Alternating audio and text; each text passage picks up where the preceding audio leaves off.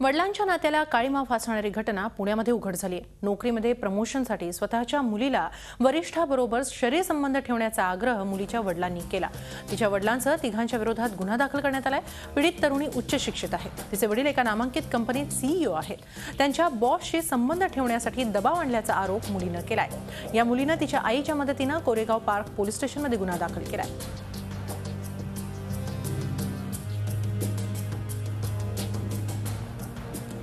मेरी बेटी एक फूल थी, एक फुलिश लड़की थी जो ट्राई कर रही थी कि शायद उसका बाप उससे प्यार करता हो, लेकिन प्यार नहीं था, किधर भी खाली यूज करना था उसे, उसकी बेटी को, और कुछ नहीं करना था।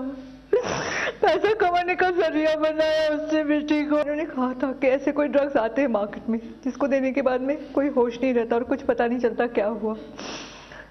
तो इसी बात से मेरी बेटी शायद अलर्ट हुई और जो भी डिस्कशन लोगों के बीच हुआ उससे उसने ये बोल्ड स्टेप उठाया कि उसने एफआईआर करने की हिम्मत करी। तक्रारदार मुलीनं तिचे वडिलांच्या ऑफिसमध्ये काम करणारी एक महिला, तिची आजी आणि आजोबा या चौघांच्या विरुद्ध तक्रार दाखल केलेली आहे।